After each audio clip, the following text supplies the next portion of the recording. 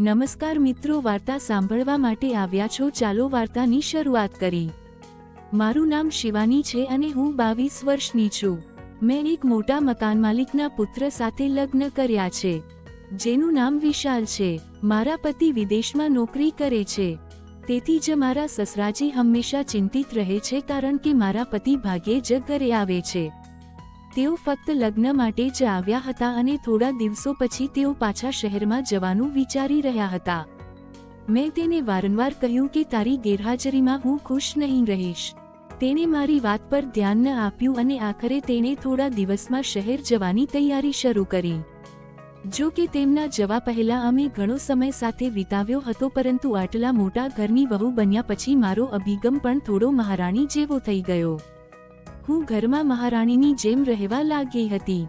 મારા mummy papa ગામના ખૂબ જ ગરીબ લોકો છે, તેથી જ્યારે વિશાલનો પ્રસ્તાવ મારા માટે આવ્યો ત્યારે તે ખૂબ જ ખુશ હતો।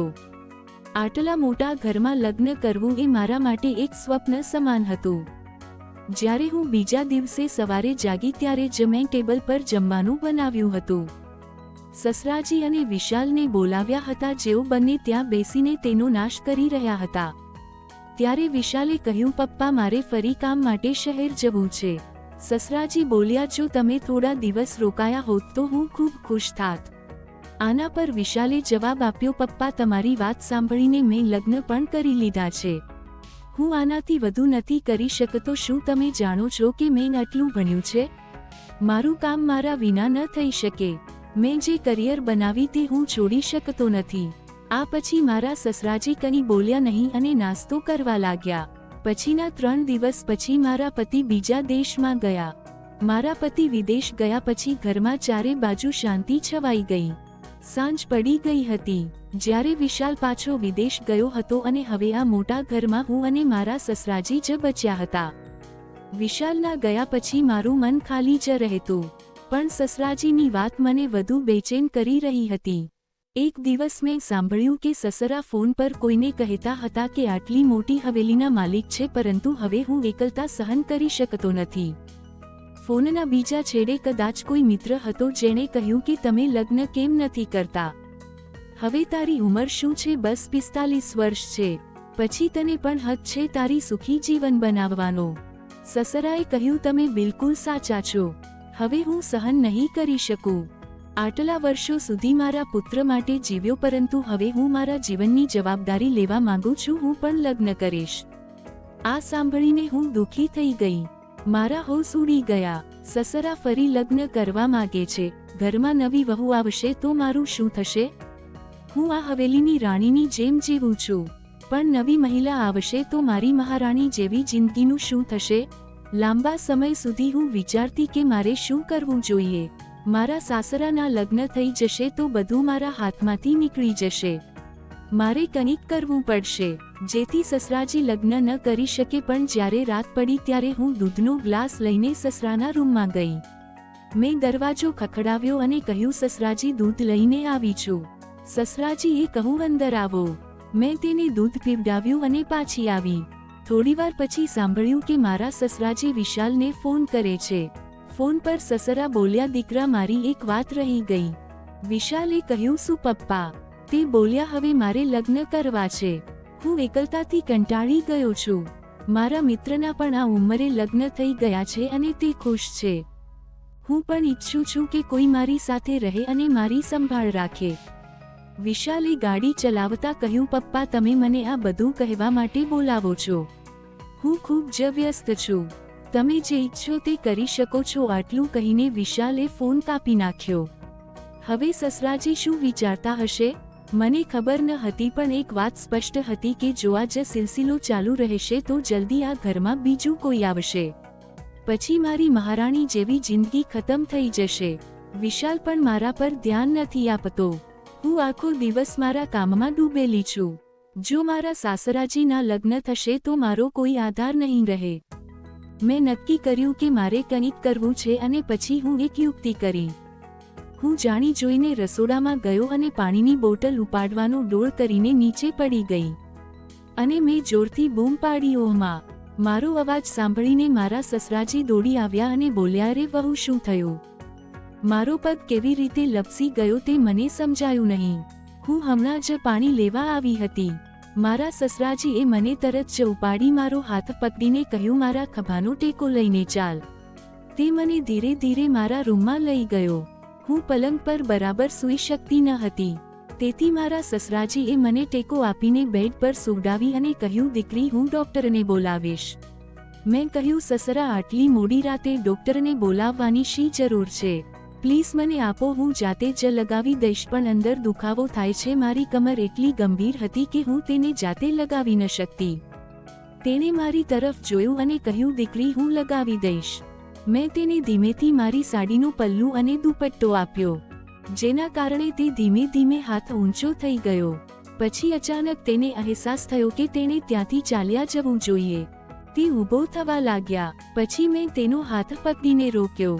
મેં કહ્યું, સસરા, હું જાણું છું કે તમે એકલતાથી કંટાળી ગયા છો, જેમ હું એકલી અનુભવું છું. તમે પણ એવું જ કરતા હશો. વિશાલને ગયાને 3 અઠવાડિયાથી વધુ સમય થઈ ગયો છે અને તે મારી સાથે બરાબર વાત પણ કરતો નથી. તમે સમજો છો? સસરાજી થોડીવાર ઊભા રહ્યા. પછી તેણે કહ્યું, દીકરી, આ એકલતા દૂર કરવા માટે કંઈક કરવું જોઈએ. પછી મેં મારા સસરાને ઈશારો કર્યો અને કહ્યું, તને ખબર નથી કે તે મને શું બતાવ્યું? હું વર્ષોથી જે ઈચ્છતો હતો. દીકરી, હવે મને રોકશો નહીં. આમ કહીને તેણે ઝડપથી બધું શરૂ કર્યું. ભલે તે ઘણો મોટો હતો, પરંતુ તે હજુ પણ ખૂબ જ મજબૂત હતો. અમે લૂડોની રમત રમી અને આ રમતથી મને અહેસાસ થયો કે તે વિશાલ કરતાં વધુ સારો ખેલાડી છે. લગભગ 1 કલાક સુધી આ રમત ચાલી અને અંતે અમે બંને થાકી ગયા. સસરા બોલ્યા, દીકરી, તને ખબર છે, હું વર્ષોથી એકલતાનો સામનો કરી રહ્યો છું. મેં ક્યારેય કલ્પના નહોતી કરી કે મારા જીવનમાં ખુશીઓ પાછી આવશે, પરંતુ હવે મને કહો કે તમારી સાથે આ ક્ષણ મારા માટે ખૂબ જ ખાસ છે. હવે મને પરણવાની કોઈ જરૂર નહીં લાગે. એમના આ શબ્દો સાંભળીને મારું મન હળવું થઈ ગયું. હવે મને આ ઘરમાં મારા સ્થાનનો ડર નથી. સસરા બોલ્યા, અમારી તિજોરીમાં શું છે ખબર છે? ચાલો હું તમને બધું બતાવું. તે મને એક જૂના કબાટમાં લઈ ગયો, જે સંપૂર્ણ રીતે પૈસાથી ભરેલો હતો. મેં મારા જીવનમાં આટલી સંપત્તિ ક્યારેય જોઈ નથી. સસરાએ કહ્યું કે આ સંપત્તિ મારા દાદાના સમયથી છે. તે આ ગામનો રાજા હતો, પણ તેણે ક્યારેય આ વાતનો ખુલાસો કર્યો ન હતો. મને લાગ્યું કે યોગ્ય સમયે મારા સસરાને મારી નજીક લાવી, નહીં તો આ બધું મારી પાસેથી છીનવી લેવામાં આવ્યું હોત. હવે અમે રોજ લૂડો રમતા હતા અને સસરાજી હવે પહેલા કરતાં વધુ ખુશ હતા, અને હું પણ તેની કંપનીથી ખુશ હતી. હવે આ ઘરની દરેક વસ્તુ મારા નિયંત્રણમાં હતી. વિશાલ પોતાના કામમાં એટલો વ્યસ્ત હતો કે તેને અમારી દુનિયા સાથે કોઈ લેવા દેવા ન હતા. મારા સસરા મને એ ખુશી આપતા હતા જે હું પણ ઈચ્છતી હતી. ક્યારેક લૂડો રમતી વખતે એ એવા બળતી ટુકડા ફેંકી દેતા કે હું હસી પડતી. સસરા ધીરે ધીરે, અમને કોઈ રોકશે નહીં. અમે જ આ ઘરના વાસ્તવિક માલિક છીએ. અમને ખબર નથી કે સવાર ક્યારે થાય છે અને ક્યારે સાંજ થાય છે. સસરાજી બોલ્યા, દીકરી, આટલી ખુશી અને આટલા સારા જીવનની મેં ક્યારેય કલ્પના નહોતી કરી. તારા આવવાથી મારું જીવન સાવ બદલાઈ ગયું છે. હવે હું આ ઘરની સાચી મહારાણી બની ગઈ હતી. કોઈ ચિંતા, કોઈ ખામીઓ નહોતી. થોડા મહિના પછી મને લાગ્યું કે મારા શરીરમાં કેટલાક ફેરફારો થઈ રહ્યા છે, અને મને વારંવાર ઉલટી થવા લાગી. અને પછી મને સમજાયું કે કદાચ હું ગર્ભવતી છું. હું સમજી શકતી હતી કે આ મારા સસરાજીનું બાળક છે. એક દિવસ મેં હિંમત એકઠી કરીને મારા સસરાને આ વાત કહી. સસરા થોડીવાર ચૂપ રહ્યા અને પછી હસતા હસતા બોલ્યા, શિવાની, આ બાળક મારું છે. મને તારા પર પૂરો વિશ્વાસ છે. હવે મેં વિચાર્યું હશે કે આ વાત બધાથી કેવી રીતે સિક્રેટ રાખી શકાય. મને પણ હવે સમજાઈ ગયું કે આપણા સંબંધોનું સત્ય છુપાવવું આસાન નહીં હોય. તે દરમિયાન વિશાલ પણ ઘરે પરત ફરવાનો હતો. મારા અને મારા સસરા વચ્ચે તણાવ વધવા લાગ્યો હતો. હવે આ સત્ય કેવી રીતે છુપાવવું? એક દિવસ વિશાલ અચાનક ઘરે પાછો આવ્યો. મારા પ્રેગ્નન્ટ હોવાના સમાચાર સાંભળીને તેને આશ્ચર્ય થયું. તેણે પૂછ્યું કે આ કોનું બાળક છે? હું ગભરાઈ ગઈ અને કહ્યું, આ તારું બાળક છે. પરંતુ વિશાલ તેની વાત પર વિશ્વાસ ન કરી શક્યો.